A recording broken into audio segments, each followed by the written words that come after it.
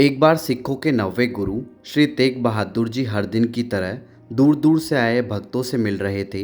लोग उन्हें अपनी निजी समस्याएं तो बताते ही थे, पर मुस्लिम अत्याचारों की चर्चा सबसे अधिक होती थी। मुस्लिम आक्रमणकारी हिंदू गांवों को जलाकर मंदिरों और गुरुद्वारों को भ्रष्ट कर रहे थे। नारियों का अपमान और जबरन धर्मांतरण उनके लिए सामान्य बात थी। गुरुजी सबको संगठित होकर इनका मुकाबला करने का परामर्श देते थे। पर उस दिन का माहौल कुछ अधिक ही गंभीर था। कश्मीर से आए हिंदुओं ने उनके दरबार में दस्तक दी थी। वहाँ जो अत्याचार हो रहे थे उसे सुनकर गुरुजी की आंखें भी नम हो गई थी। वे गहन चिंतन में डूब गए।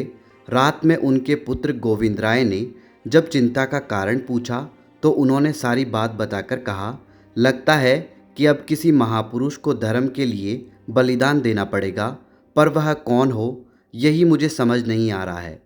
गोविंद राय ने एक क्षण का विलंब किए बिना कहा, पिताजी, आप और आपसे बड़ा महान पुरुष कौन है? बस यह सुनते ही गुरुजी के मन चक्षु खुल गए। उन्होंने गोविंद को प्यार से गोद में उठा लिया। अगले दिन उन्होंने कश्मीरी हिंदुओं को कह दिया कि औरंगजेब को बता दो कि यदि वह गुरु तेग बहादुर को मुसलमान बना ले तो हम सब भी इस्लाम स्वीकार कर लेंगे। कश्मीरी हिंदुओं से यह उत्तर पाकर औरंगजेब प्रसन्न हो गया। उसे लगा कि यदि एक व्यक्ति के मुसलमान बनने से हजारों लोग स्वयं ही उसके पाले में आ जाएंगे तो इससे अच्छा क्या होगा। उसने 2 सरदारों को गुरुजी को पकड़कर लाने को कहा।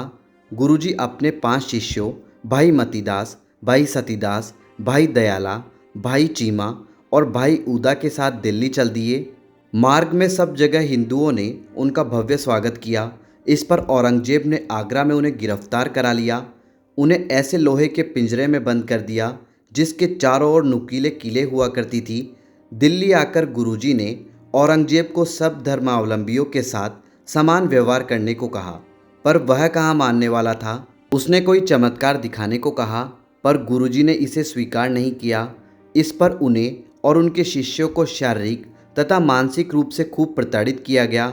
पर वे सब तो आत्म बलिदान की तैयारी से आए थे, अतः औरंगजेब की उन्हें मुसलमान बनाने की चाल विफल हो गई। सबसे पहले 9 नवंबर को भाई मतीदास को 2 भागों में चीर दिया गया। अगले दिन भाई सतीदास को रुई में लपेटकर जलाया गया। भाई दयाला को पानी में उबालकर मारा गया। गुरुजी की आंखों के सामने ये सब हुआ, पर वे विचलित नहीं हुए। अंततः 11 नवंबर 1675 को दिल्ली के चांदनी चौक में गुरुजी का शीश काट दिया गया। जहां उनका बलिदान हुआ वहां आज गुरुद्वारा शीशगंज विद्यमान है। औरंगजेब हिंदू जनता में आतंक फैलाना चाहता था, पर गुरु तेग बहादुर जी के बलिदान से हिंदुओं में भारी जागृति आई। उनके बारे में कहा गया कि उन्होंने सिर तो दिया पर सार नहीं दिया। आगे चलकर उनके पुत्र दशम गुरु गोविंद सिंह जी ने हिंदू धर्म की रक्षार्थ खालसा पंथ की स्थापना की।